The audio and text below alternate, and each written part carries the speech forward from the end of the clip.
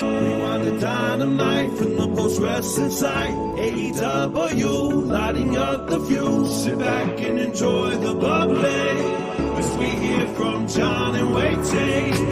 Where we're going, we don't need roads. And if the buck stops here, this thing might blow. Everything you hear are opinions of the show. And if you don't like it, go to the forums and let them know. Hello and welcome to Rewind-A-Dynamite. Another Wednesday, another week, plenty of news to get to. I'm John Pollock, and you know who he is. Known worldwide, the famous Wai Ting. Worldwide, okay. Well, thank you, John, for that great intro. It's always a pleasure to be here. It's wonderful to have you. Thanks. Do you, are you a decaf coffee drinker ever? No, never. You're not. No. See, I am. I like to have it in the evening. Very nice. My mistake is that I put my coffee beans in these identical containers. One is the normal coffee and one is the decaf coffee. And I opened them tonight and then realized I took off the caps and didn't realize which one was which. So I had to just flip a coin. I lost. Yeah. So I just had like 2 normal coffees during Dynamite, and I haven't had normal coffee at this hour in maybe 2 years. It has done wonders to my system. I think I might re-wallpaper my house once I'm done this show. Well, I think we're going to be in for a great show, it sounds like. Oh, we might be indeed. Well, we have a lot to discuss. So are you going to change the labeling system of these canisters? I think I might. It was definitely my error. I had my system. Like we keep like a little scoop thing for the beans in the normal one, but I took this scooper out and then got distracted by something and then came back and forgot. Like I had taken the spoon out, so I didn't have my usual marker to tell maybe which one is which. Now you could invest in a new spoon. Well, yeah. Anyway, those are my problems that I'm dealing with. So that's what everyone gets to deal with today. But I also had plenty of energy earlier today because I was on with Brandon Thurston and Josh Nason joining us from the Wrestling Observer site to go over Tony Khan's media call from Tuesday. We also chatted about further issues stemming from SmackDown moving to the USA Network, the new era of AEW that is starting on Sunday, all the differences there, and what is low-key my favorite story going on in wrestling right now, WWE versus Panini. So all of that and more covered on Pollock and Thurston from today. And an interesting note this week is that Raw had its largest median viewer age since February. And that made me think of the wellness policy this week.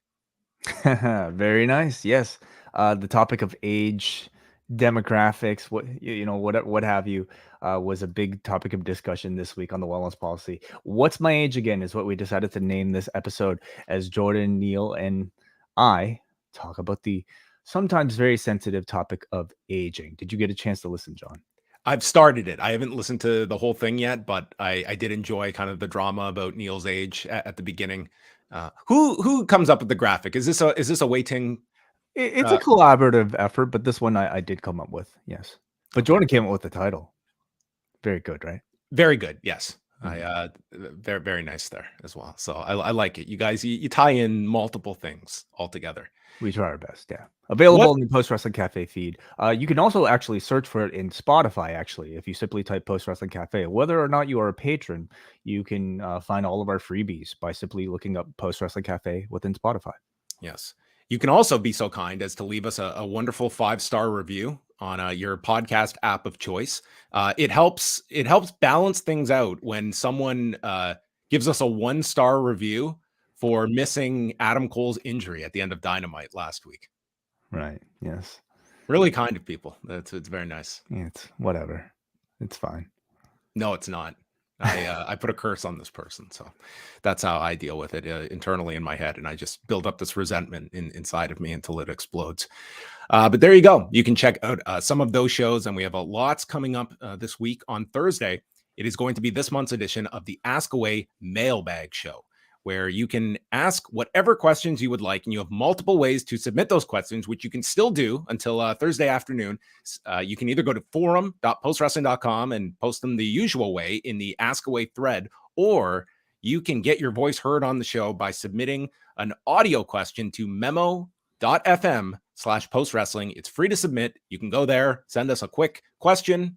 Doesn't have to be related to wrestling, but whatever you would like answered within reason, we will tackle on Thursday's show. That is for postwrestlingcafe.com members. And then we will be going into the weekend with Rewind to SmackDown, Collision course. We've got an NXT review with Braden and John Cena. Bit of musical chairs this weekend. Wai will be co-hosting with Kate from Montreal on Collision course. And then Saturday night, it's myself and John Cena covering WrestleDream. That will be happening from Seattle. Yeah. Cena's going to be busy this weekend. So he's got the night off. He's watching Wu-Tang and Nas at the moment. And then we're going to work him, throughout these weeks. So he'll be doing No Mercy and then WrestleDream this weekend. Is this the same show you're going to see on Sunday? It's the same tour. Yeah. Mm-hmm. That's very cool. Well, Wai is going to have a great time. You're not required to call in from the Wu-Tang show. Okay. I was going to give you my full report, but all right. Maybe I'll save that for Monday. So check out all of the shows, postwrestling.com and postwrestlingcafe.com. Going to dive into several news items, and one that we have not had a chance to discuss yet since Monday is, well, let's first of all, the big news coming out of Dynamite tonight was the injury to Adam Cole. He has sustained a broken ankle, which he described as his ankle exploding last Wednesday and breaking his ankle in 3 separate places that will require surgery. That sounds like a terrible injury. I mean, a broken ankle, not the greatest, but this seems like a pretty severe one. And yes, will require surgery. We don't know a timetable yet, but obviously this is not going to be a 4 to 6 week deal, and obviously off the pay-per-view. And it will remain to be seen how much of a presence he's going to have during this rehabilitation period, if they remove him from television, or he's going to do the, making all the towns every week, as many wrestlers do with their injuries. Oh, man. I mean, he's in the top story in the company. You could argue this is the most over he has been maybe ever. Like, as big as his runs have been in NXT and Ring of Honor, he's at a level at the moment that has been, a huge plus for, this company at this point in time. So terrible timing for a guy that already missed, months and months with that concussion issue. But yeah, it was, and just a freak thing. Like, it's an amazing way how kind of similar it is to that CM Punk broken ankle, where he was just coming down. And I mean, granted, he did a stage dive, so I mean, he kind of did welcome some risk, whereas Adam Cole was just doing a run in. But here you have 2 top guys and just freak things on the way to the ring. It's almost like when you're, executing something that's very high risk, you're a lot more careful about everything that's around you. Whereas when you're doing something completely routine, like, running down the ramp and getting to ringside area, stuff like this happens. Really, really unfortunate. I mean, do you think that this was the exact truth of the injury? Because the fan in me is just hoping that there's some embellishment here, that's to excuse him from, not being able to participate in the match, and that hopefully the actual injury isn't as bad. But if it was the reality of the situation, no matter what, taking him out for any sort of time is a very, very unfortunate thing for a guy like this. Again, if you choose to look at the bright side, you could say that in the time that he's been back, boy, like, did he manage to, live up to expectations of what we all wanted from him in AEW? And I would say, really made the most of the time that he was here. And in that amount of time, managed to find a storyline and a character that I think, thankfully, is able to do a whole lot, even without participating in ring, action. So whether it be a lot more skits with MJF on the road, to Kowloons or whatever, there's boats. Still where on boats, sure, at trains, whatever you want. There's still a way to keep the story alive, but man, if it's a several month long hiatus, then it's going to be that much more challenging. I mean, it's surgery, so I mean, you're looking at some time at that point. I guess it's sort of, you try to make the best of this curveball that has been thrown your way. And there's certainly some interesting things you can do between what you've introduced with Roderick Strong and the Kingdom. There's also, like, MJF without his best friend, like his moral compass is gone, and interesting stuff you can do with MJF. And I guess they're going to continue with this ROH tag title run, which I guess you might as well. But I mean, of all the matches this year that you would have predicted being a pay-per-view, MJF versus The Righteous in a 2-on-1 handicap match for the ROH tag titles would have been pretty hard to have gone likely on at the beginning of the year. Yeah, I would agree with that. Who knows? Yes, he's defending the titles in a handicap situation. He could very well lose the championship as well, and then sets up him and Dutch. Huge showdown. That's it. Yeah. Dutch will be the first to pin MJF in several months. Yeah, maybe it's happening, maybe it's not. At the same time, again, even if Adam Cole's out of action, well, okay, it just gives us a bit more of an excuse to have MJF singles title defenses, doesn't it? Right. So again, I'm choosing to look at the positive here. Perhaps this is able to extend this feud that much longer so that maybe we can peak it again at All In next year, perhaps. So hopefully he's not out for so long that the audience loses interest, because I don't think that's really possible at this point. Jade Cargill to WWE. It was made official earlier this week with ESPN speaking with Jade Cargill, and I mean, she got the superstar treatment from the company. This was not someone just quietly reporting to the Performance Center. I mean, they blasted this out on ESPN, video crews following her to the Performance Center. She was on the Ringer podcast. She is coming in as a superstar, and she is going to have every benefit out of the gate in terms of presenting her as a big deal. And I mean, she has alluded to the fact that she knows where she is going to be ending up show-wise in the company. Just watching this treatment, and granted it's been 48 hours, this certainly does feel as though she is bypassing NXT, but that's a pure guess. I would certainly say so. I mean, I wouldn't completely discount maybe, her making appearances as a way to continue to bolster NXT at this point with what, main roster relevancy. But yeah, I don't think if she is in NXT, I don't think it'd be there for long. I think that first appearance, I think you want that in front of like a big audience and not the PC. And just the fact that even pushing the fact this is the first big TKO hire and everything. It's like they are strapping the rocket to Jade Cargill out of the gate. It is wonderful to see them treat somebody like this with this much fanfare, even before they've, stepped foot onto TV. It's wonderful promotion. And I have to think that there's a big element of all of this in them being able to claim, even not officially, but, to the audience, the narrative that we have taken this person from AEW. We've taken this person from the competition.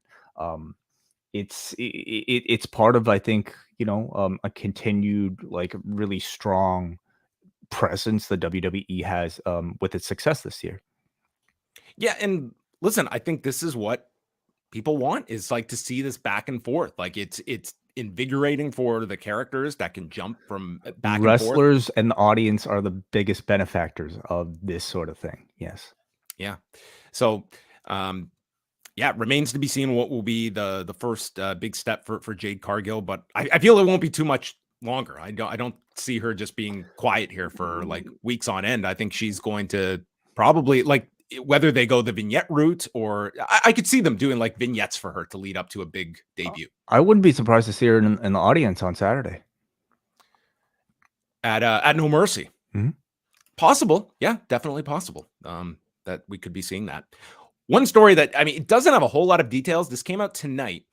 Major League Wrestling, CMLL, and New Japan Pro Wrestling today announced the formation of a landmark strategic alliance. The three world-class organizations will unite for a variety of crossover collaborations commencing this October. The strategic alliance creates the ultimate stage for each organization to showcase their signature fighting styles and athletes. So New Japan and CMLL already, years long-standing business relationship. This is, two big partners for MLW to be associated with.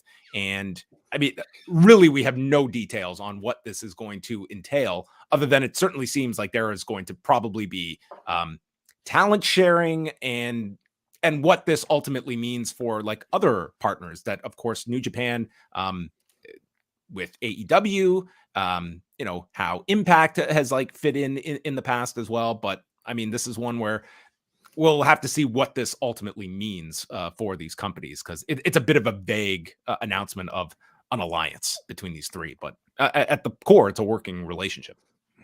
I think it's a big step for MLW to maybe gain, a bigger platform through an association with New Japan Pro Wrestling, especially like in North America. I believe it means something, and it'll give a lot of the talents on that roster a bigger platform. So. Some ratings notes. Collision on Saturday night, they did 562,000 viewers and a 0.18 in the demo. And this was going against a huge Ohio State Notre Dame football game that did 9.8 million viewers on NBC and even more across all of NBC's platforms. It was the most watched regular season college game since 1993 and the biggest Collision audience since July 29th. So a big rise in its male viewership this week. And going against such a huge football game, this was a great sign for Collision that they were able to do a 0.18. And I'm curious, Wai, if you think that a football game that does over 10 million viewers is less of a hit than No Mercy will be on Saturday. What is going to be the bigger, what can you see Collision doing this Saturday? Is a 10 million viewed football game going to be easier competition than NXT in the, not the Performance Center, but in Bakersfield, California? That would sound pretty crazy, wouldn't it, John? Now, is there other football competition? And there's football this week, yeah. Right. So, I mean, there's going to be college football every week. I don't think we're going to see. I don't know what the games are this Saturday, but I mean, this being the biggest game, regular season game since '93, I think this probably not the level of this competition. Yeah. It'll be a really great question to be able to ask what an NXT PLE is able to take out of Collision. NXT is doing really well right now, and it's gaining a lot of relevance, for a wrestling fan. And this card on the weekend, I think, looks really strong. I don't think it obviously won't be as strong as a WWE PLE, but how strong will it be overall? Really hard for me to say. But it'll probably still be competitive. I think they will feel the effects at least. We did talk about WrestleDream going up against the Sunday night football game. Are you aware of the new curveball added to this NFL game on Sunday that WrestleDream will be going up against? No, what's that? Taylor Swift is going to be attending this Sunday night game with the Chiefs and the Jets. And if anyone has been following any media of any note this week, Taylor Swift attending a football game is apparently everybody has to weigh in on this and everybody has to discuss this. Like, ticket sales for Chiefs games are going up now because of Taylor Swift. And so now we are going to see WrestleDream not only go against an NFL game, but an NFL game where Taylor Swift is going to be in attendance at the Chiefs game. Oh my God. Is she doing anything there? She's going to be probably screaming and being probably the over-under on cutaways to Taylor Swift will probably be 100. And I'd take the over on that. Oh, she'll get her own special spotlight, her own special section. This poor woman, I mean, imagine just wanting between her at this Chiefs game and that goddamn Kevin James meme, I want to just unsubscribe from the internet. Okay. I can't take it. Like, there's like a fascination with like one thing. And my God, you just drain your spirit by just everybody's got to have their little witty punchline. I'm imagining Kevin James is appreciating the notoriety and attention a little bit more these days than Taylor Swift, who, I'm sure has had plenty of it in the past 10 minutes. Well, okay, all right. Well, is that going to be a big difference maker? The Taylor Swift. It's seriously, like, in all seriousness, it's going to mean something for this football game. Like, they are expecting like much higher viewership now. Like, this weird, it's weird that this season for football on the college level, you have this Deion Sanders phenomenon. And in the NFL, like, this thing is going to take on a life of its own with Taylor Swift and the Kansas City Chiefs. And it's amazing. Like, what appeals to a mass audience. And you shouldn't be too surprised by this, but this is the kind of stuff that people are nuts. Like, yeah. I can imagine tuning into a game because someone's going to be in attendance, but that will happen on Sunday. Okay.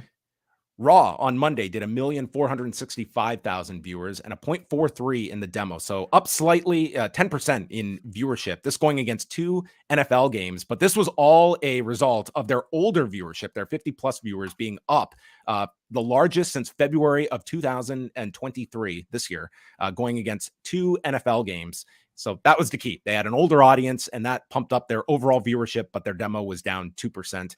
And next week, it's not 2 games they're against, but it is the simulcast on ABC and ESPN, which it will be for the duration of the season. And the last ratings note was NXT falling back down to earth without a Becky Lynch match and limited to a video package. Like you called this one way, that there was no Becky Lynch at the Performance Center, but a live video package. 636,000 viewers, 0.18 in the demo. So despite being down significantly from the last 2 weeks, it was still number 1 amongst all sports programs, but was their lowest audience since August 29th, going into No Mercy on Saturday night, which we had the updated lineup of Becky Lynch and Tiffany Stratton, Extreme Rules match for the women's title, Carmelo Hayes and Ilya Dragunov for the NXT title, Dominic Mysterio against Trick Williams for the North American title with Dragon Lee as the special referee. What an interesting mix this is. And man, like Dominic, what a case he would have here. Like, you're putting my enemy in as the referee. Yeah, I mean, things aren't very fair. I guess when you're a heel and you're stacked against this guy. No Rhea, got Dragon Lee as the referee. As a result of a 6-course dinner, it led to Tony D'Angelo and Stax against the Creeds, Bronco Nima and Lucian Price, and Umberto and Angel for the NXT tag titles, Baron Corbin and Braun Breaker, Noam Dar against Butch, who will have Tyler Bate in his corner for the Heritage Cup, and Kalani Jordan has issued a challenge to Blair Davenport. Mm-hmm. And Kalani Jordan did note she's having a tough week, which was the closest we got to a reference to anyone being cut this week with her mentor, Dana Brooke, gone.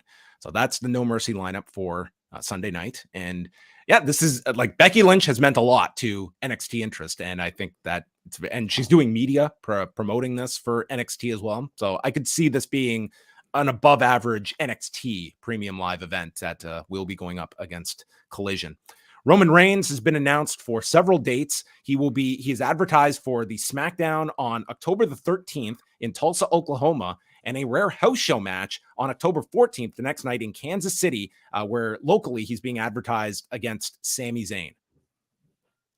I think we should fly to Kansas City because I would love to see Roman Reigns, Sami Zayn one-on-one from a seat. I'm never going to drop that one. Hopefully this is a preview of maybe what might be to come. It's very possible that Sami could get moved over to SmackDown and they might actually do the rematch at some point. Oh, that's right. That's right. Yeah, this is that's very possible. And I would think if his next appearance is October 13th, that probably is the setup for Saudi Arabia, which is November the 4th. So only a couple of weeks after.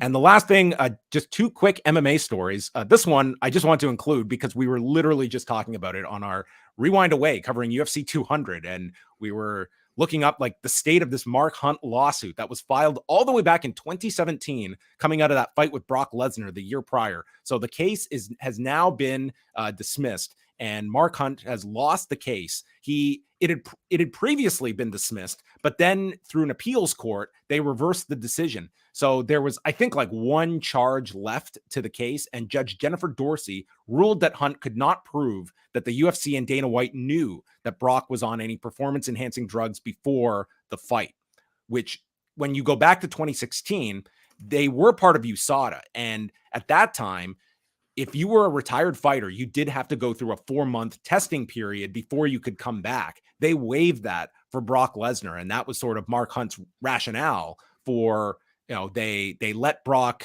they clearly gave him an exemption because of who he was and wanting to get him on this big card. But I mean, you need something more than just that to prove that they knowingly put Mark Hunt into a dangerous situation with Brock. Brock won the fight by decision, but then it was overturned to a no contest after his drug test came back, a pair of them, where he tested positive for clomiphene. And so he filed the lawsuit, continued to fight for the UFC while he was filing this lawsuit, which was something else, and was accusing them of a fraud, battery, aiding and abetting, and civil conspiracy. Now, I don't know what the legal fees are going to be stuck on Mark Hunt, But in 2021, they were estimated at $388,000. And now you're tacking on this appeal and going to court again.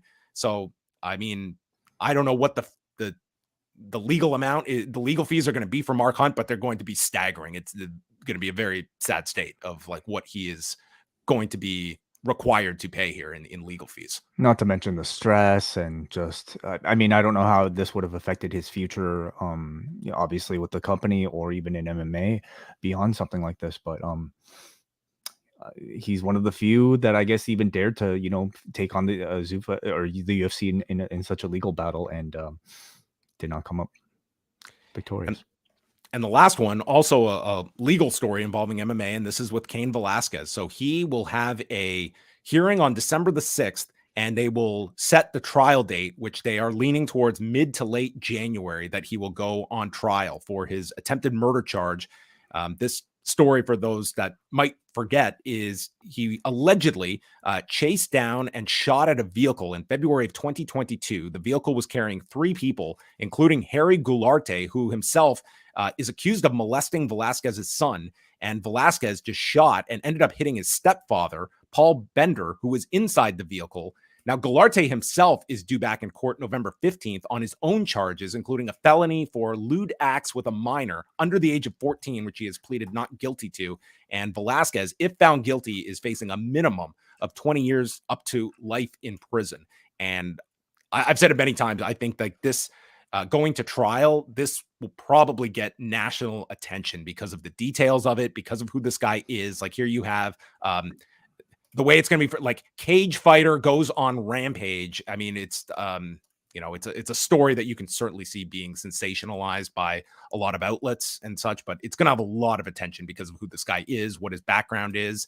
And the fact is, you're going to have a lot of people sympathizing with Cain Velasquez in this situation of what is alleged to have occurred to his son on top of it. But yeah, it's hard to imagine that he is not looking at some prison time, and it could be a lot of time as well. So it looks like that will be going to trial early next year.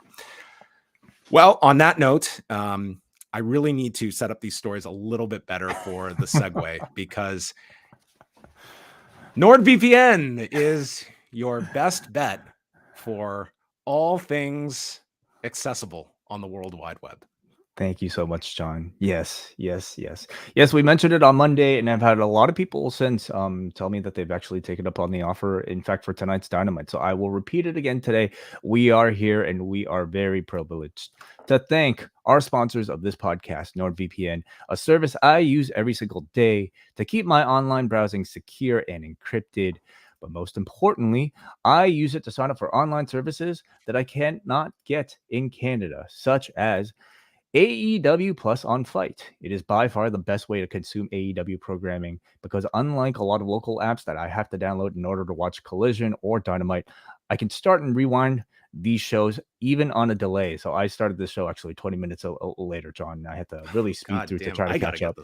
Yes, I can watch any archive of any AEW TV broadcast I want. I could even cast it off my laptop or my phone to my Chromecast or Apple AirPlay. It's honestly way easier than even using any sort of pirated websites and gives me full HD quality. But perhaps the biggest benefit ahead of this weekend is that it allows me to purchase AEW pay-per-views at half the price. Because, for instance, you can buy AEW's WrestleDream this weekend for $39.99 in the US. But if you switch your location to the UK, the price becomes $19.99 US. And if you're actually signed up to AEW Plus, it's even cheaper at $15.99.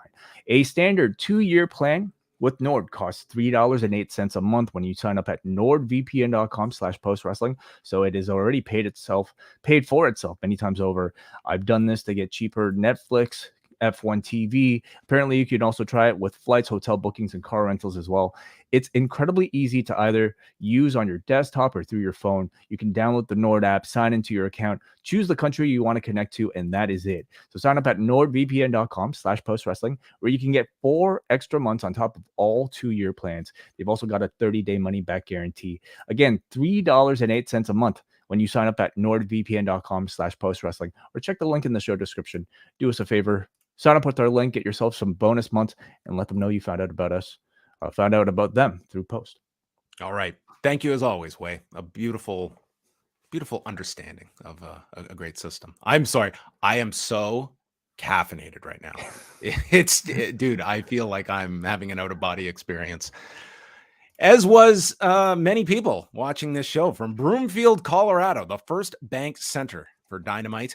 And we had WrestleTix last update, 2,922 tickets distributed, pretty significantly down from the last time they were here in December, just over 4,200 people back in December. So Jon Moxley, we got the note late in the day that he was not cleared for tonight's show after last week's concussion.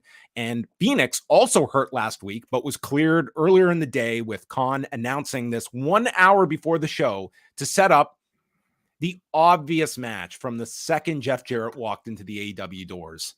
Jeff Jarrett versus Rey Fenix, which was going to kick off Dynamite for the International Championship.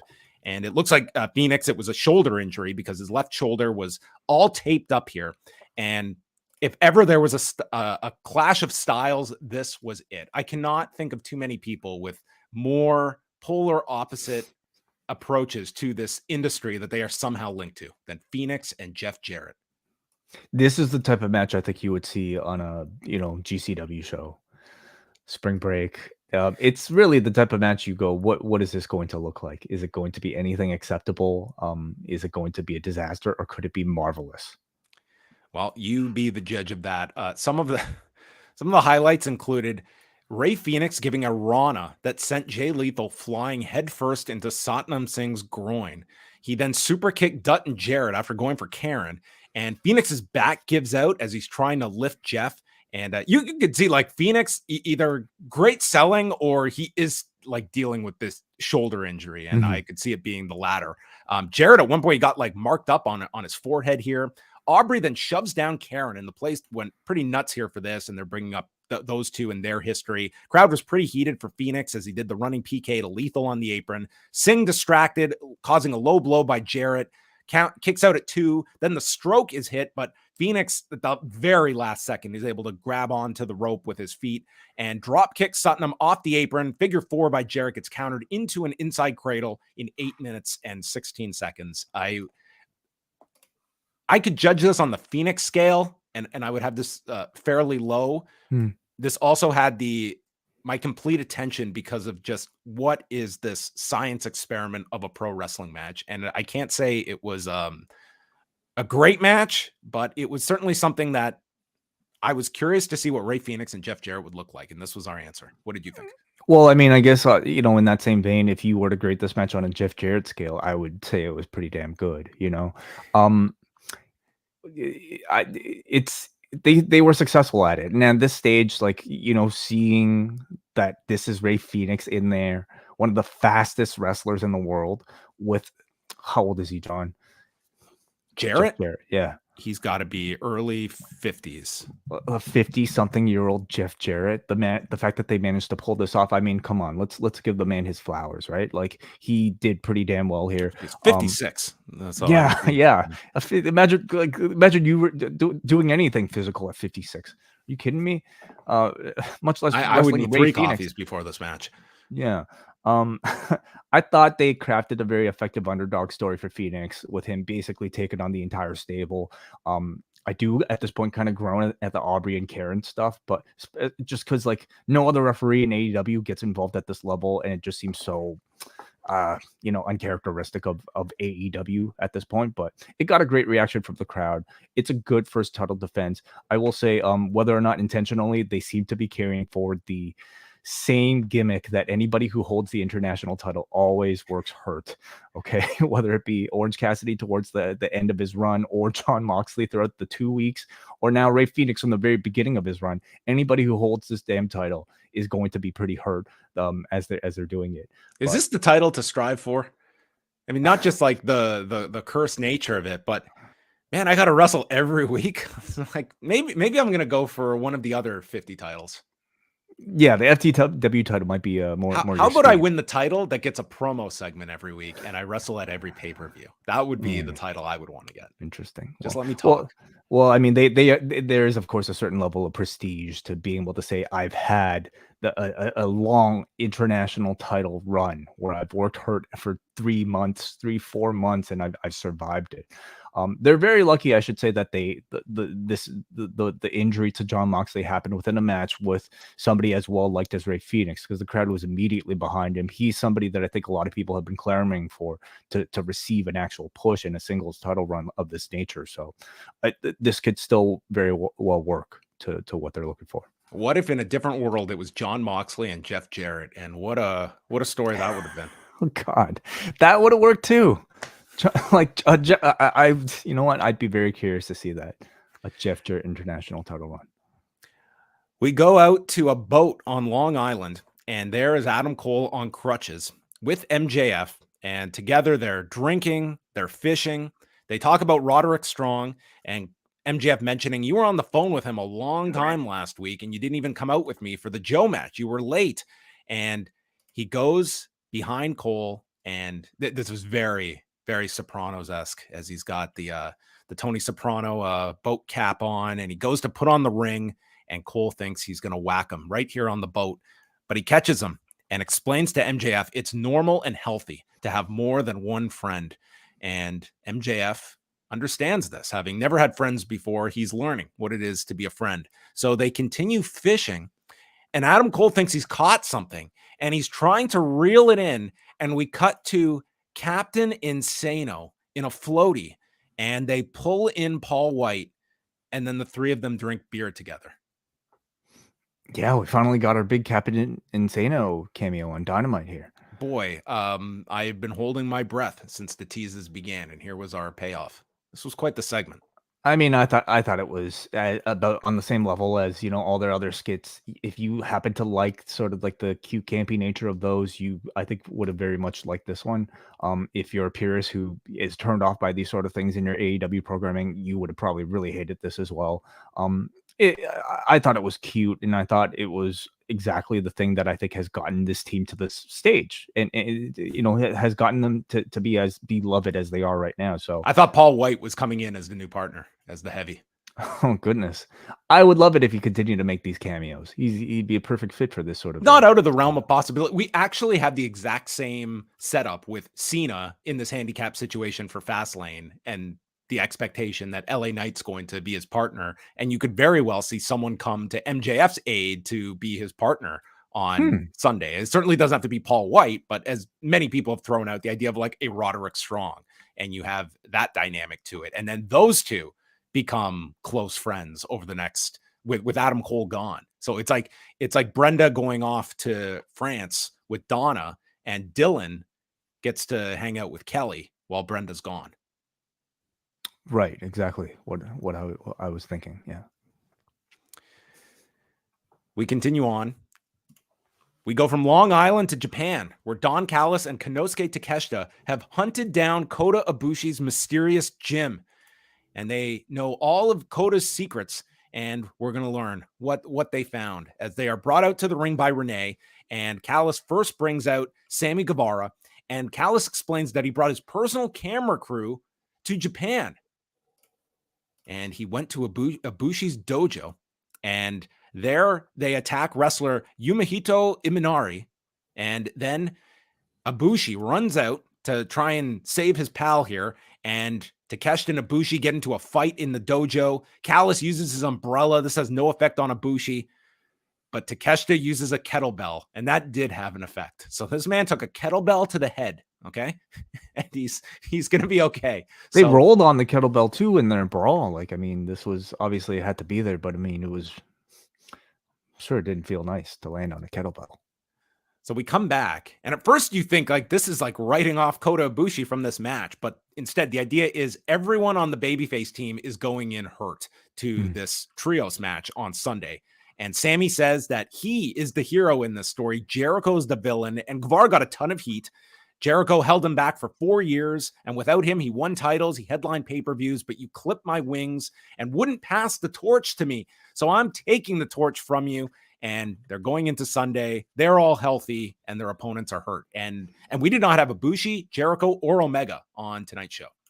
Ibushi like in taped form, but nobody physically there in Broomfield. Yeah, and as part of the story, I can appreciate it, I suppose, maybe just as a way to give them a bit more extra time to heal. You do the story of basically Callis and his family taking out all of them ahead of the match.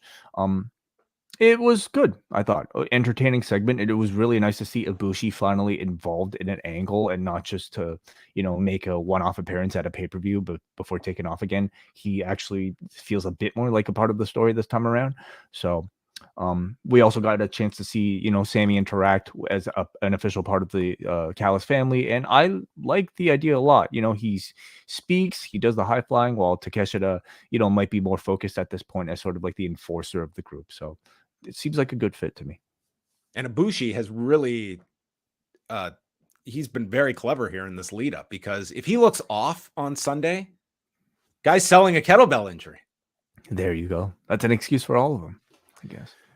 Starks and Big Bill are interviewed after the Texas death match from Collision, and Stark says he didn't lose, he survived. He never tapped.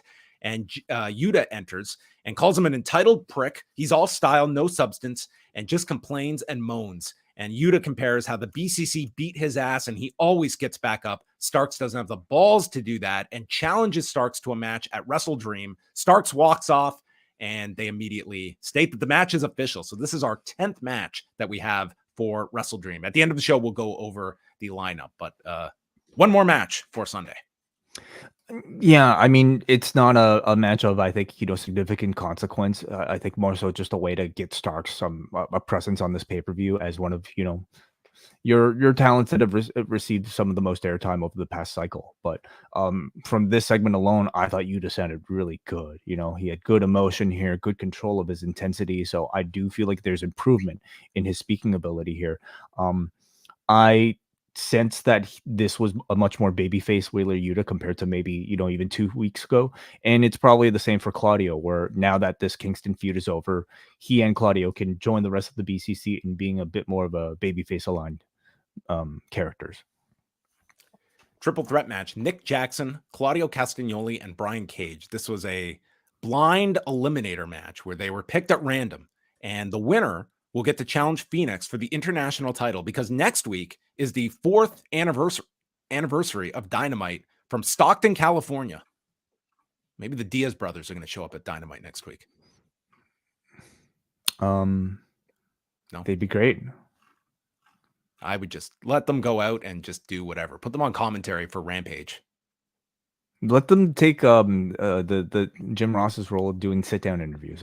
I think they should be correspondents. How about they do commentary with Jim Ross? Perfect. Yes.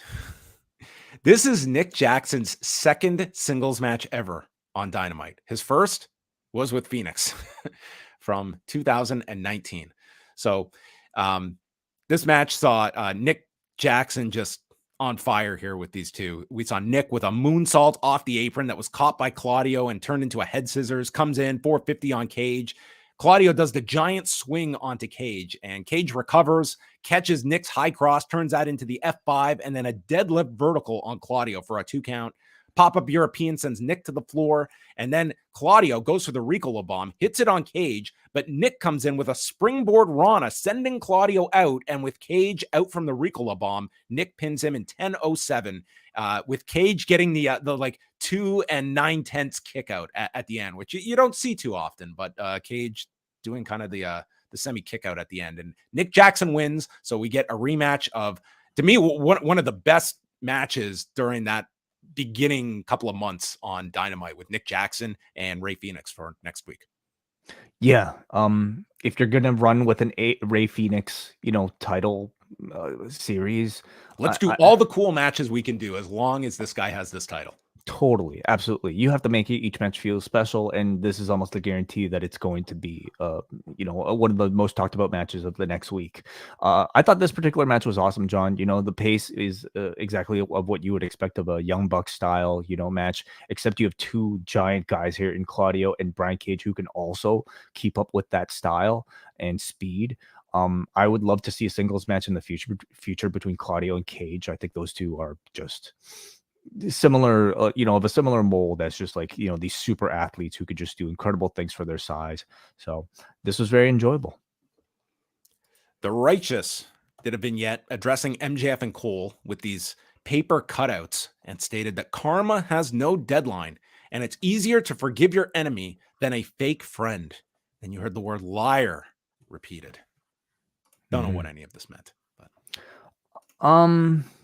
he's calling out like Cole or MJF being a liar in their relationship. Yeah, I guess so. Okay. I mean, it's in the much the same vein as the any Bray Wyatt segment, and I would go as far as to say these are almost homages to like the Wyatt family vignettes, maybe given their relationship to Bray. They are cool, they look great, but I definitely do feel like they lack a certain impact because they feel so disconnected from the rest of the show. Like all the righteous, it felt like it was shot before the injury. Like the idea that the champions wouldn't be able to trust each other in the match, and this was sort of dated within 15 minutes. Yeah, unfortunately. I mean, obviously they were like they look exactly the same as the ones that came before, so they probably bulk shot, and this is the nature of pro wrestling, unfortunately. So, but the righteous in general, I mean, there's been a lot of criticism of them being chosen for this particular role. Come to think of it, it makes you wonder if they were chosen specifically to put in a handicap match situation, as opponents that MJF could actually beat, rather than a team that you might want to protect more. But otherwise, I'm a little disappointed that they didn't make like a more of a speaking in arena appearance here on Dynamite, just to kind of feel like a bigger part of the show, because as it exists, they still do feel a bit just like a generic team. MJF and Adam Cole are out, and there we see Adam Cole in a cast on crutches. These two got a massive reaction coming out, and Cole sits in the middle of the ring and announces that his ankle exploded last week in 3 different places. He tore ligaments, and he's going to have surgery. And he goes to relinquish the tag titles, but MJF cuts him off, stating they did not go to this length to win these titles, to relinquish them to the righteous. As he surveys the crowd, MJF takes the blame because he needed Adam Cole at Grand Slam, and he wants to make sure that these titles are waiting for Cole, and he's going to defend them on Sunday in a handicap match. Roderick Strong is wheeled out by the Kingdom in a hospital gown and needs Cole. It's an emergency. And MJF just explains that he respects Cole enough to respect that Roderick's his boy, and he'll be here when Cole comes back. They hug, and Cole walks off and leaves to the back after the Kingdom and Roderick. Then we go. Do you just on Adam Cole? Britt Baker just tweeted out a photo of Adam Cole's ankle. God, do we want to see this? Okay. I mean, just for scientific purposes, yes. It does not look like it's an exaggeration what he claimed at all. So, best wishes to his recovery. You can see the several breaks right here in this X-ray. So, Britt Baker says this guy broke his ankle in 3 places on a freak accident. He still hobbled around on live TV because, as we like to say, the show must go on. Adam Cole gives his entire heart and soul to pro wrestling. He's one tough cookie, and this is just a small bump in the road. He'll be back better than ever, baby. I mean, it's a brutal injury, but I think like after you go through a concussion like that, I mean, at least this is not like a head injury. You know what I mean? It would be so much more severe, but I mean, that's not to downplay. Like he's got a lot of recovery ahead of him. So, and it could be a while that he is out with this. Like this is a very severe, several breaks that he has. But out goes Cole, and in comes Bullet Club Gold, and Jay White enters the ring by himself, and White cuts a promo on MJF, and MJF accuses him of smoking some Colorado grass, which generates a weed chant, and calls out Jay for his mid-mic work and the pubic hair that is glued to his chin that he calls a goatee. And MJF states that over the years, he's constantly been compared to others, but it never bothered him until he heard, yeah, he's good, but he's no Jay White. The crowd chants BS at this, and MJF compares himself to filet mignon, and the show is all about him, whereas Jay is talented and was able to manage to convince even smart fans that they are both filet mignon when really Jay White is just tofu. And I truly believe this will be a chant that will follow Jay White after this promo. Tofu. And he explains that with tofu, you have to add something to it to convince yourself it has taste. and he's been given everything: the entrance, the t-shirt, the music, the big matches, and handed the keys to one of the biggest factions of all time. However, if you pluck it all away, you're left with nothing but bland, boring tofu. You're all hype and an intelligently produced, mass-marketed vision of what someone in Japan thought was a top guy. And White should just leave the ring now, or else for the rest of his career, people are going to say, yeah, Jay White is good, but he's no MJF. So now White, who has just been annihilated here, has to come back. I mean, this was such a annihilation. I mean, he woke up in Perth, and White came for his own personal MJF experience, but kind of feels let down. He thinks that MJF is distracted with this bromance with Cole. Fans don't love you like they do love Adam Cole. And with that, the whole arena starts chanting MJF.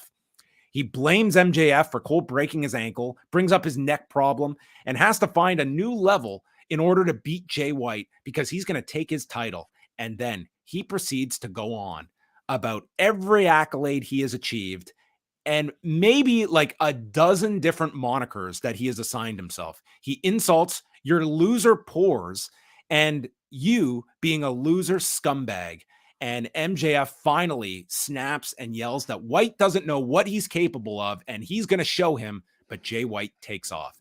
All told, when you include the Adam Cole portion with this was like 20 minutes. This might have been a record for a talking segment in AEW. And at the end of it, I mean, this is a big match they're building to, but much in the sense of Gunther and Tommaso Ciampa, it will eventually happen, but we don't know when. And it's certainly not happening this Sunday. Overall, I saw a lot of strong reaction that this is a direction they're going with, but this was two very different promo styles of MJF and Jay White. One who is like very much, trying to like really cut deep on like the shortcomings of this character in pro wrestling, and the other that's doing more of your traditional kind of heel material for the Jay White character as well. But what did you think about this portion of the segment? Well, first of all, like the moment these two, the moment Jay White came out and we realized we were going to get this promo battle between two people I consider to be excellent at the art form, just immediately had me salivating, and continues to be one of the things I really look for in my AEW programming. Not just great in-ring action, but great microphone back and forth promo battles that feel history has told us there's a great level of unscripted nature in some of these that could sometimes get people in real trouble. So it just all is to say that they're very exciting because you don't like, it actually feels like a real rap battle where you don't know who's going to get the better of the two. This was, I think, a top tier, fight between two heavyweights on the microphone, but man, on the mic, like in this first round, at least I should say, it was a very clear 10-9 MJF. Some might even say 10-8. Now, you do kind of, point out the stylistic differences where MJF is very much veering off into sort of like, this was not exactly a work shoot, but like still very much kind of like targeting Jay White's success to the level of his push, and the level of his opportunity through his history. Whereas Jay White seemed to stick more with story, but I thought MJF simply did a better job of executing his style, whereas I don't think Jay White really even had that much substance. MJF came out here and he found a perfect metaphor to describe a wrestler that has picked to be a golden child but doesn't really deserve it in tofu. There's a lot of merit to the criticism. I mean, it makes you wonder if Jay White never got his Wrestle Kingdom, main events, never got the win over who's Tanahashi, like at his first major event, never had the opponents he had. Would he still be regarded this high? I thought MJF's promo was very strongly written, beautifully delivered, and he fully got the crowd behind him chanting tofu, which is remarkable. Jay, on the other hand, I think could have come back with much stronger material, as even if he chose to stick with story, he could have come up with much stronger material talking about how MJF has become soft, because of this relationship with Adam Cole. I don't like, he hinted at it. I don't think he elaborated enough, and I don't think he cut deep enough because he needed to, especially if you're going up against somebody who's using the promo style and the realistic sort of criticisms that MJF is about to bring. I didn't think he said anything that was nearly memorable enough to live up to, I think, what came before, and instead just kind of relied on a lot of his catchphrases and things that he just kind of had in the bank. Really strong delivery as always, but it kind of exposed the lack of substance to the promo. I almost feel like he should have gone first, and you should have had the stronger promo and MJF go second, especially with him being a babyface. Yeah, you can certainly debate sort of the merit of the content, but I think at the end people were pretty high on this being a direction for the AEW title.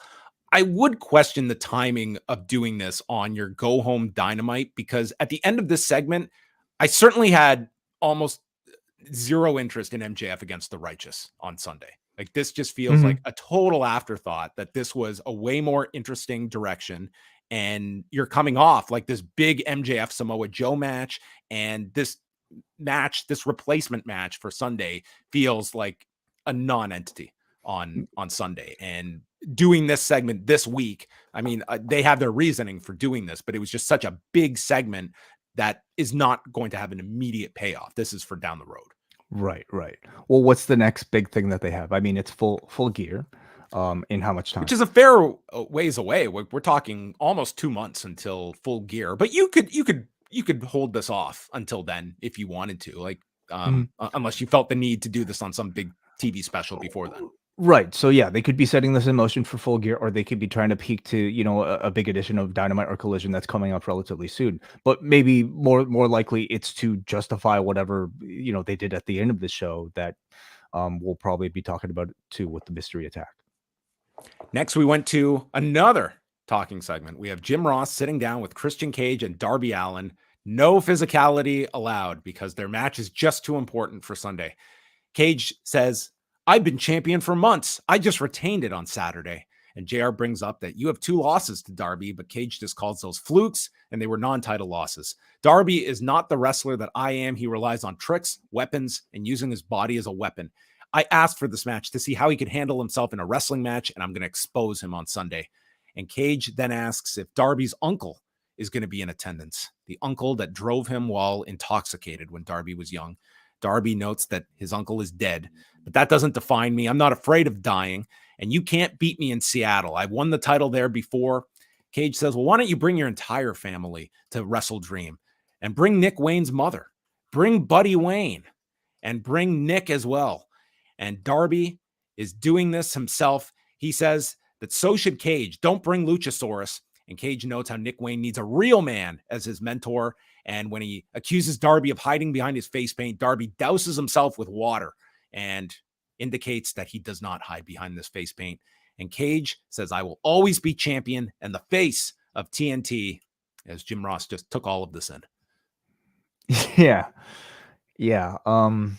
Well, he's seen a lot in his day, so I don't think much phases Jim Ross at this point. But I really continue to like Jim Ross in this role. I think this is the role that he should be doing in AEW. Like, he's the guy who likes to ask questions about certain storylines and why people are doing this, even if it's not benefiting the story. But in this situation like this, him asking questions about why Christian feels like he could beat Darby after he's lost twice, I thought served up like a perfect reason for Christian to answer those concerns. And it ended up being, beyond that, a very good, intense segment between the two. Darby is just, I mean, for a guy who paints his face and does incredible dives, he feels like one of the most real characters in this entire roster. Everything he says, you truly believe that he believes it. And I loved him wiping his face paint off to show that he doesn't need to hide. What a great interview I thought from him. Also the closest to a nod to our unofficial curse of 2023, when he was told, bring your family to the arena, and he said no. That's it. Yeah.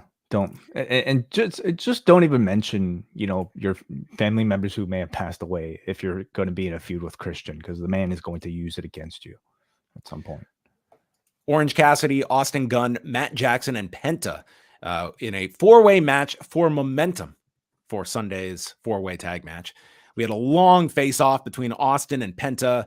Matt hits a dive to the floor, and then Orange Cassidy delivers a destroyer to Matt, then one to Austin Gunn. The four stagger to their feet before all four collapse together.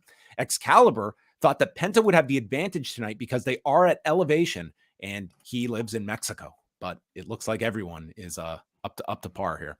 Matt does his strongman spots with the rolling Northern Lights onto Cassidy, then catches Penta and Austin for a double version while completing an O'Connor roll to Orange Cassidy for a 2 count. Penta stops the BTE trigger, and we just get move after move here. An orange punch to Penta, beach break on Matt, a famouser by Austin onto Orange Cassidy for a 2 count, and then it's a triple super kick to Austin, then a double super kick to Cassidy. Penta gets the last super kick in on Matt, who responds with his own, and then they go into super kicks, lariats together, and Austin yanks Penta to the floor. Matt turns around, boom, with the orange punch, and Cassidy wins in 12 minutes and 22 seconds, and thus momentum on the side of Orange Cassidy and Hook. Very important. I mean, more often than not, this sort of momentum means you're not going to win. It could, right? Yeah. Taz noted that Cassidy has taken his colors, his son. He's taken all of this from him. Colors and his son and his very good match. Felt like almost a bit of a sequel to the 3-way we saw earlier, where this was very much sort of like Young Bucks, type of style. Really tight choreography and very creative 4-way spots, including like the whole sequence with the destroyers, basically interrupting whatever Austin Gunn was going for. So I thought Austin did a good job being the lone heel here among the three. And then Julia Hart and Willow Nightingale, the main event. Last match of the show. Technically, yeah. Willow comes out. She has a bandage over her eye from the black mist, which is peeled off by Julia Hart. And she's got all this makeup over her left eye. And Willow is attacking her with scoop slams, a lot of aggression here. And then Brody King would block Willow from getting to Julia Hart. After the picture-in-picture, she goes for the Heartless, her submission. And Willow gets to the rope. Hart then goes for a handspring and goes right into a pounce and gets put into the Tree of Woe, but she sits up as Willow misses the cannonball and falls in perfect position for a top rope moonsault as Julia Hart lands on her for the win in 8 minutes, 8 seconds, applies the Heartless onto Willow, who cannot escape as Chris Statlander runs out, and again, Julia Hart retreats behind Brody King going into Sunday. Mm-hmm. I think this Julia Hart rebrand has been really successful with the House of Black. The crowd seems to be really into her. I believe this was during the commercial break, but I mean, there were 50-50 chants for both women here, which I think is a real feat, especially when the other person is Willow. So she's getting a chance to, have a big match at a pay-per-view. So we'll see how Julia Hart does. Very big stage for Julia Hart. Rampage on Friday will have Eddie Kingston and Rocky Romero, Hikaru Shida against Ruby Soho, and the Acclaimed against the Hardys and Isaiah Cassidy in an open challenge for the Trios belts. And then Collision has added an 8-man tag with Bryan Danielson, Wheeler Yuta, and FTR against Aussie Open, Ricky Starks, and Big Bill with Zack Sabre Jr. on commentary. Your main event right there. Yeah. I wish he could have been on Dynamite, but I mean, Bryan wasn't going to be on the show. So you're going to get Zack Sabre Jr. and Nigel McGuinness together, which I feel is just a dream commentary pairing. Certainly. Bloody lovely to be here. Terrible, Zach. Which one was that? Yeah. Who? That's for you to decide. Anyway, that's coming up on Saturday. So probably you got to do some angle here involving Danielson and Zach at the end, even if it's just like a big face off or some promo segment. I think you should let Zach talk beyond just commentary, but I think so too. I mean, this pay-per-view number for WrestleDream is going to tell you a whole lot about the strength of Bryan Danielson as a headlining draw against an opponent that is pretty not very well known outside of your hardcore AEW fan or New Japan Pro Wrestling fan. He's not made any appearances on AEW television thus far. We haven't even heard him speak other than via tape segments and taped interviews and all that. So, but he does have, I would say, a pretty strong, maybe, I don't know. You're attaching dream match to this, and let's not underestimate sometimes how just the marketing of dream match can sometimes that was sort of in many ways the hook of the first Forbidden Door was just here's a concept. Not to say this is equals. it was also noteworthy on this show that unless like I missed a mention here or there, like online, there's so much discussion about what does this new era mean for Sunday. That wasn't any part of the sales job tonight of like pushing that as anything or that an announcement is coming. Sort of like the promo spot is out there, like people have heard it, like they're expecting something, but that was hardly pushed at as a selling point of the pay-per-view tonight. Yeah. Final segment, Renee hosts the contract sign. They were having a bunch of transmission issues as well that they did even note on the broadcast. And so Swerve and Hangman are out, and the Elite and the Mogul Embassy have been banned from ringside to keep this contract signing civil. Swerve says he's been impressed with Page and his fire of late, but he's walking into the Lion's Den of Seattle, and it's unlike anything Hangman has ever dealt with. Swerve is nothing like Hangman, a cowboy and an outlaw, a buckshot and a kill shot. A great line. Page comes back and says how you brought up the fact that I hadn't got any new gear for the last year. There's been no merchandise for me. He says for the last year and a half, I've had a black cloud over my head. And yes, there have been some highs like beating Moxley in the Texas Death Match and reuniting with the Elite. But every time I smiled, that cloud came back and it started to rain. And it annoyed me. And then it pissed me off. But I couldn't say anything about it. But that is over with. Guess you could say this problem has gone to sleep. And he weathered the storm. He's still here. But that downpour washed something out of him, whether it be his passion or his hope. And these people deserve the best of me, and I deserve it too. And that's what you're going to get in Seattle, Swerve, the best of Hangman Page. And this was, as, I don't know, as straight, not too much subtlety to this one of how they are going to get some juice out of this real life issue.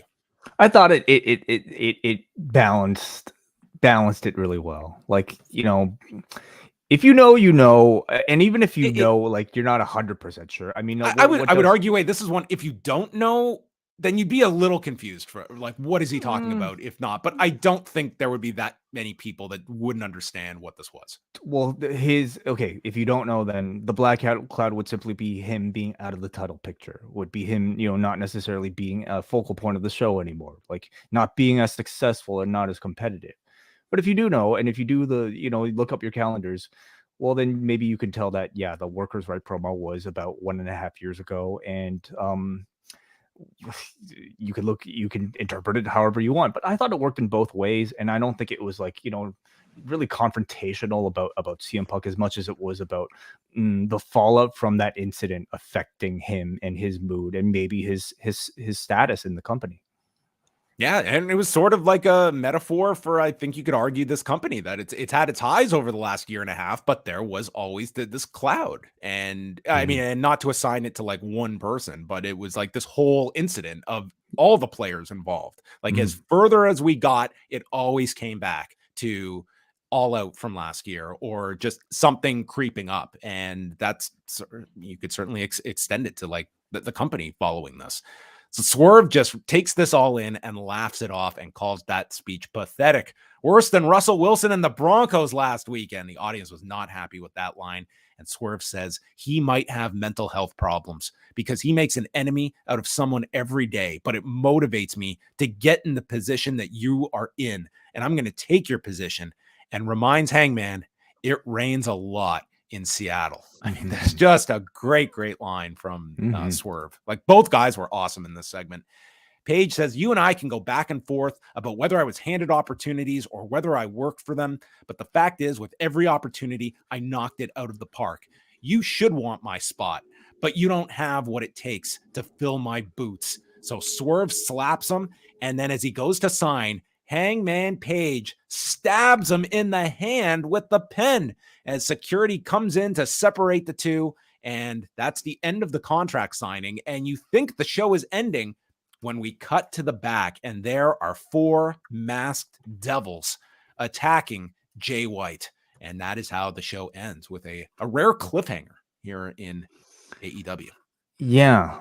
So before we talk about maybe the closing segment, we should talk about Swerve and Page and how we felt. If we're talking about maybe the centerpiece promo battles on the show in this versus the MJF segment with Jay White, I thought this was much more cohesive and sort of like maybe even like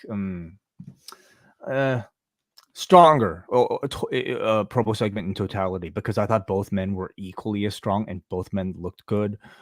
It was obviously very clear that, or at least it seemed clear to me that, you know, both men were working together to craft their promo segments, where it felt like the MJF Jay White one was a lot more combative, and as a result it felt kind of lopsided in my opinion, and overall not as strong, you know, for the feud, because it did make Jay White look as great. But I thought this was really strong. You know, I thought there was some great storytelling from Hangman Page there. He also seemed to really speak from the heart, in my opinion. And Swerve as a character is just amazing. You know, he speaks with such incredible style. Everything he says sounds cool. And I think he has great points as well. So this was a great follow-up segment to the great back and forth they had several weeks ago. There's enough life in this story that I would love to see them continue beyond Sunday. Yeah, I thought it was a great segment. I really enjoyed it. There was a lot of talking on this show, but on a go home show, you are going to lean more towards those kinds of segments. But I thought this was probably the strongest one on the show. I thought they did a really great job, and they very much set this up to be a pro Swerve crowd on Sunday. Like, they are positioning him as the hometown hero in Seattle, and Hangman's going to be the villain. We shall see. Yeah, I mean, I could see the reaction being mixed, you know, but if it was pro Swerve, it wouldn't surprise me too much. So this backstage attack, do you have any thoughts where it's leading to? I like the fact that they have like a story that is going to develop over probably weeks, if not longer, of, you know, the assailants here, and the way that, you know, the visual you had of MJF being alone in the ring, and you had Roderick Strong, the Kingdom, and Adam Cole, the four of them leaving together to the back, and that's the last we see of them. And then you have the four here, so you have different ideas of like putting suspects in there as well. And was it not 5? Can you get a better? I thought it was 4, but I could be mistaken. I thought it was 4. It looked like it was 4, and then the double overlooking. Okay. Well, then it was 5. 5, so 4 plus whoever's in the double mask. Can we rule out MJF at this point? Like, can we say? No, I think your idea is like, you know, you're supposed to be guessing all of these people. I mean, they wanted to make you almost assume MJF, that it would be too obvious to be. But the story is who framed MJF, basically, right? Yeah, I think that's it. And conversely, like, you can sort of do. This is kind of like the Sting story of MJF, like. Profusely denying this and no one believing him, because he has been so often like backstabbing people, like he is the devil, and this is one time he's telling the truth, but no one will believe him. That's one way you can go with this, and that was a very effective storyline that WCW got out of that. Yeah. Again, this is maybe more so veering into the sports entertainment realm of this art form that a lot of people might be turned off by in their AEW programming, but they're already in so much of that. Like, exactly. And we've seen it work so well and so poorly for other companies too. But like, you know, for WWE, they made use of these sort of like mystery whodunit types of things. This is very similar to that panned angle with the Dark Order laying out the Elite at that December 2019 show that, you know, caused Tony Khan to just pretty much take over all of the creative. Like, this was not that different in terms of presentation. The difference is it's MJF and Cole and potentially a bunch of other more interesting characters than the Dark Order, right? So I'm definitely interested in it. Like, it could be very bad, but I have a bit more trust, I think, in them to deliver on the quality and the promise of maybe a new stable being formed coming out of this as well. So I look forward to a lot of reasoned, coherent reaction to this in the days that come. So that was Dynamite tonight from the show. So let's take a quick look at the WrestleDream card of what we have now that we are just days out from the pay-per-view. We are up to 10 matches from the Climate Pledge Arena in Seattle, and we have got, I think we're assuming Danielson and Zack Sabre Jr. is your main event. It'd be hard to imagine anything else closing the show. I mean, without a title match and with this being on all the posters, I'm pretty certain this would be. Following that, Hangman Page against Swerve Strickland, FTR against Aussie Open for the John, why don't you follow these graphics here just so I don't have a tough time following. So let's Ricky Starks and Wheeler Yuta, which was added tonight. Yeah. Then we have MJF defending the ROH tag titles in a handicap match against Dutch and Vincent. Mm-hmm. Is this on 0 Hour or is this on the pay-per-view? I'm pretty sure this will be on the pay-per-view.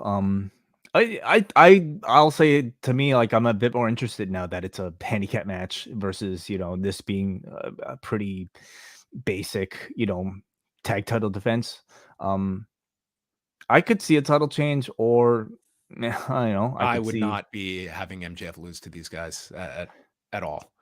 Okay, well, it doesn't have to be him being the one losing clean. It could be whoever these mystery assailants are that cost them the title. There are a number of ways that they can continue to tell the story, but I'll say at least like the title change is possible now. Then it is the 4-way tag match: the Young Bucks, the Guns, Orange Cassidy and Hook, and the Lucha Brothers. This should be excellent. I mean, I'm going to say that about a lot of the matches on this show. Like, this looks like a very stellar card on paper, and the winner gets a tag title shot anytime. Anytime. This could be 2 a.m. somewhere. And who are the tag being the Elite? So FTR are the tag titles. Tag champions. So it probably won't be Young Bucks. Lucha Bros and FTR have they had a bunch of matches? This probably, you would think, sets up a. Could you see? I could see this being as quick as next Wednesday on the anniversary show, and you could do Cassidy and Hook against FTR on Dynamite. Yeah, or Collision. Like, you could do it on either. I mean, yeah, I could certainly see them turning around and doing this title match immediately. And Cassidy and Hook is a. Honestly, you could go any way here. I'm with you. I don't see them going so quickly back to a Bucks match. I don't see them going back to the Guns that quickly either. So I'm. Are we totally discounting Aussie Open winning these tag titles on Sunday? Oh, okay. Yeah, I didn't even remember that. So no, not at all. It's very possible that they win, but I still think Cassidy and Hook. It would be my pick. Christian Cage and Darby Allin, 2 out of 3 falls for the TNT Championship. Whether we have family members in attendance or not. That is to be debated. Yeah. So somebody from Seattle or the Washington area is probably going to win. I'm willing to bet at least 2 out of the 3 members of the card are going to win. I don't know if it's going to be Darby. Again, like Darby with the TNT Championship at this point, I don't think gains him that much. Whereas Christian is just continuing to do great work right now with this title. So I think Christian retains. Christian's great with this belt. I like it more with him with this title. And I think Danielson gets the big hometown win, because I could very well see Swerve and Darby losing on this show. I could see Swerve winning, just because like he's doing so well. And again, I think there's enough room for a rematch with that program. Up next, we've got Chris Statlander and Julia Hart for the TBS title. This is a big match for both of them. I think Chris Statlander has been a very good run with the TBS Championship. She got the best match out of Jade Cargill's career a few weeks ago. And I think that's going to be the task here, to get the best match out of Julia Hart that they've seen. Julia Hart's made improvements, but this is going to be, they are on a super loaded card, and you've got to be at your best on a stage like this. I think you'll probably see her at her very best. And I think this will be a great gauge of seeing exactly how much she's improved over the past several months. And I think for Statlander, another chance to continue to, bolster what I think has been a really strong series of matches in this title run. So hope they do well. And then up next, we've got FTR versus Aussie Open for the AEW World Tag Team titles. This was one of the best tag matches last year at Royal Quest. Man, I'm wondering how much time a lot of these matches are going to get, because I could see a bunch of these getting like 20, this being one of them. This is going to be incredible. I think this is going to be, this will be a contender for match of the night. And that's really saying something. Whatever ends up being match of the show on this card, that's going to be a hell of an accolade, because there's a lot of competition for that. And this is one of them. Beyond perplexing that Jericho and Guevara beat Aussie Open in the lead up to this one. But I mean, they're going to have an awesome match, and I don't see a title change, but you can't rule it out either. I don't think you can rule it out either, just because I think Aussie Open, I don't know if they can afford another like big loss like this. I mean, sure they can, of course, like they can be built up back up anytime, but they came in, I think, with a certain level of buzz that I certainly feel has started to dissipate. And having the titles put on them would definitely raise them back. Now, at the same time, are they strong enough of a presence right now on AEW to lead the division compared to FTR, who can, continue to cut great promos? Have you even exhausted all the tag matches that you could do with FTR yet? I don't know if the answer to that is yes, but I'm guessing FTR retains if I had to pick. Yeah. Let's go up next to Eddie Kingston versus Shibata for the ROH and New Japan Strong World Openweight Championship. Mm-hmm. Yes, this is Eddie Kingston's back against Katsuyori Shibata's everything. Brain. Yeah. I mean, it's a tough body part to work over in this match. Yeah, I mean, Shibata's title is not on the line here, and I mean, it's not going to be pure rules. This one. Yeah, it won't be pure rules. That would have been something for this match. I mean, the conventional wisdom here is Kingston retaining, although there is the part of like the Eddie Kingston story that would be so perfect that he achieves this big dream and instantly it's gone and he just goes from the super high to the super low immediately. But I don't see them beating Eddie Kingston so quickly after he just won these titles, and the fact that he's probably earmarked for that New Japan show in Vegas at the end of the month and makes a lot more sense to keep the belts on him. Yeah, I if I was any indie promotion that had Eddie Kingston basically cancel on him on them, I'd be really pissed off if he dropped the title in just a few days. So I see this reign continuing, and I see this match being really great. It's this show, without necessarily like involving too much New Japan talent, certainly has very much that crossover Forbidden Door type of appeal, just with all the former New Japan roster members that they have. So, and I'm certain that as lengthy as this match card is, that Tony Khan has mentioned that members of the Inoki family will be in attendance, and I could certainly see them doing some kind of ceremony in the middle of the show, like a video, something for Inoki that the whole event has sort of been put together for. And then we've got Chris Jericho, Kenny Omega, Kota Ibushi versus Sammy Guevara, Will Ospreay, and Konosuke Takeshita. This seems like they could certainly set this up where it's the heels getting the win that you could state needed a bit more at this point, and it could be Guevara pinning Jericho in this scenario. You have who won at Allin? At Allin, Ospreay beat Jericho. Ospreay beat Jericho, and then among Takeshita and Kenny lost in the tag match at All In, and then he lost in the singles match at All Out. So you could also argue like this is Kenny's turn for a win, but I wouldn't have him get that win over Takeshita. Certainly wouldn't have him pinning Ospreay in this scenario. And that leaves Guevara, who, man, he just lost to Jericho, and you're trying to establish him now. I think that there is I could see them certainly continuing this this program of all these different alliances for some time after this, and the heels could get the win here. I mean, I like the heels. You're trying to establish the Callis family as a thing, and I think having Sammy beat Jericho, an injured Chris Jericho at that, I think makes a whole lot of sense. Just to continue to establish them. I don't think it's necessarily that important. If like, I don't see. Well, certainly you're going to get your Omega Ospreay interaction here, and maybe teases for the third match. I don't see any definitive pinning of either of them, but Sammy pinning Jericho, I think, is a logical. That's a good, like, that's another singles match you're going to, and you could do, they're one apiece after this one, and you have the injuries to explain it as well. Then we got Swerve versus Hangman Page. Yeah, the atmosphere is going to be incredible for this one. I think the match is going to be tremendous, and you're right. Swerve winning this is very viable, and man, you could catapult him as another MJF opponent. He has just delivered in so much this year. And yeah, this is another one. This is going to be an outstanding match, and it's going to have a great reception as well, whether it's all pro Swerve and anti Hangman. I mean, it's going to be part of the appeal of this match as well. But yeah, you could certainly go the easy route and have Swerve win this and reward this guy for this guy's been as consistent as they've come this year.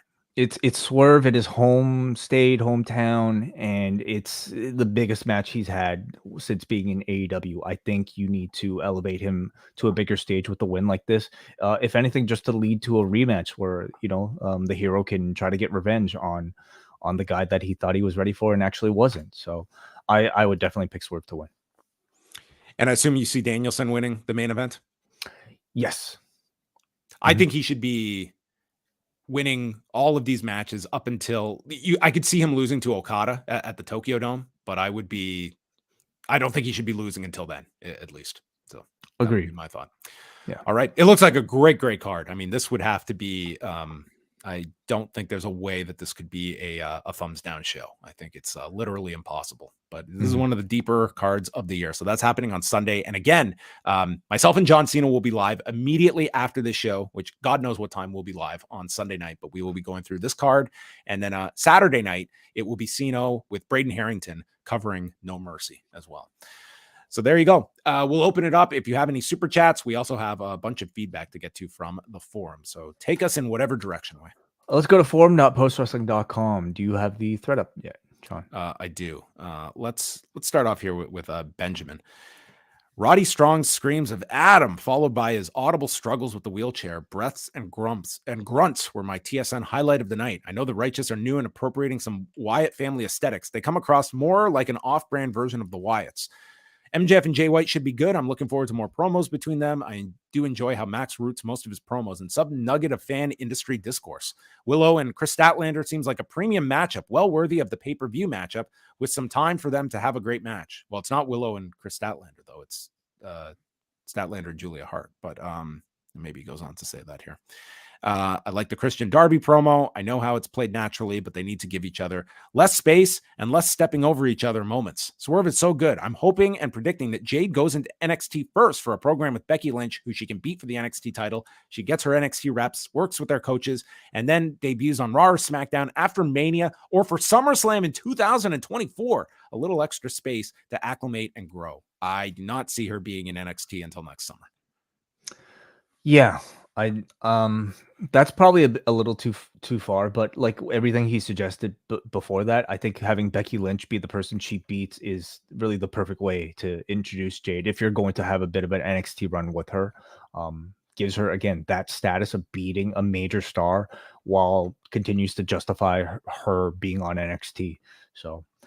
All right, let's go to Brian from, let's go to Brian from New Jersey, who says, I thought the three-way and the four-way were both a lot of fun, and that Julia Hart and Willow put on a good match as well. A lot of strong promo work, capped off by Swerve and Hangman, ending it really strong in the second straight show-closing contract signing on a wrestling show this week. 10-8 round between MJF and Jay White to me, and that show-closing attack on White seemed unnecessary, unless it's a ruse by someone other than MJF wearing his mask.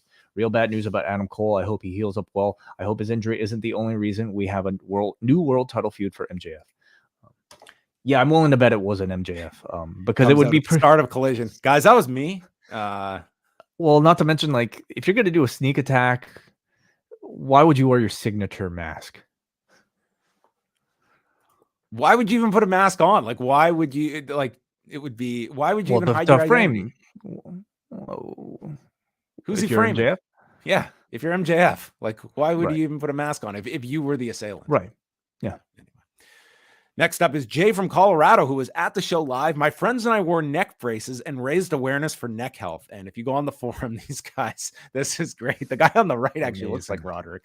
Oh my God. He says that the crowd was fantastic the entire show, and it was an above average Dynamite, in my opinion. Something of note, tonight's Dynamite is the last show that will run at the First Bank Center, as it's scheduled to be torn down in the next few months. Besides the Ball Arena, we don't have a lot of great options for AEW here in Denver for smaller venues. So I'll be interested to see what they run if they ever come back to Denver. Yeah, the Ball Arena is the big arena that WWE just ran and did a huge number at just a few weeks ago for SmackDown. So that's interesting. I was not aware of that this venue that AEW has run is being torn down. What other event could you show up with your friends to in a gang of neck collars? Look in the background. There's another guy with a neck brace. I don't know if he's with them. It might be another random person with a neck brace on behind them. AEW really should be marketing. They should be selling these. They really should. I guarantee you people would spend. Have you seen the stupid things people buy at wrestling shows? Neck braces are not even like outside of the realm of possibility. A neck strong neck brace. Yeah, signed by 100%. Roderick Strong and the Kingdom. Beautiful. Yes. Cody from Maine. I've really enjoyed the build to WrestleDream, and it's tough to envision a scenario in which this pay-per-view doesn't deliver. And the teases for events beyond the Sunday, primarily involving Jay White, only amplifies the excitement for me, especially when it's likely to be revealed to be someone else leading the charge. I've seen a lot of people speculating the BC War Dogs, but I wonder if that would be viewed as a disappointment by most. Interesting. That would make sense. I mean, like the Real Bullet Club coming after this sort of unauthorized offshoot that's in AEW. Like, they're here to collect their royalties. An IP battle. Yes, exactly. Way more interesting than Blood and Guts. Jordan from the Bronx. Goofy wrestling fan conspiracy theory alert. Oh no, do we want to read this? Adam Cole's injury may not be as bad as reported, as this is all part of a long swerve. Cole wants to break MJF so that he can finally beat him for the title. Cole makes MJF wrestle more times than he ever has. Cole was willing to drop the tag titles, but MJF jumped in for the handicap match out of obligation to his friend. Jay White challenging and getting jumped by mystery devil mask ninjas will reveal itself to be a plot to frame MJF, eventually leading to Cole, along with Roddy and the Kingdom as the assailants, and completing the Cole heel turn and breaking MJF's will. Okay. Well, okay. So obviously we know Adam Cole's injury is probably as bad as, he discussed, but is he saying in storyline, Cole could be maybe exaggerating the injury just to kind of, get out of defending these titles? There's definitely, like, you can go however you want from this injury. Like, you are starting from this legitimate injury, but you can craft it however you want. Like, it's a way to get there if that's your destination, and you can explain this however you'd like. Yeah, very possible. Yeah, and I think that's it. Okay, well, thanks everyone for the feedback, the questions, and the conspiracy theories. We appreciate them all. We are back on Thursday, postwrestlingcafe.com. It is the Ask Away mailbag show. So again, get your questions in at forum.postwrestling.com in the Ask Away thread, or submit them for free at memo.fm/postwrestling. Whatever questions you would like to have answered, you can catch that show Thursday evening for Cafe members. And if you are a Cafe member, you have got Rewind to SmackDown coming out Friday night with Wai and I and taking your calls. Saturday, it's Collision Course with me and Kate. Okay, yes. I'm trying to keep this all in my head. There's a lot of jumbling this week. And then Saturday night as well, Braden and Sino will be covering No Mercy, and then myself and Sino Sunday night after No Mercy. Nailed it, didn't I? A lot happening. So how many hours are we down at this point of the 19? 3, 4, 5, 6, 7. 7 and 12 to go. Yeah, 7 of the 19. I appreciate everyone who chimed in about you didn't include Level Up. No, I didn't include Level Up. Okay, I'm not considering that your, oh my God, look how much hours of wrestling we have to watch every week. With all due respect to Level Up. All right, that's it for us. Thanks to everyone for tuning in. We will speak with you on Thursday, and that is a wrap.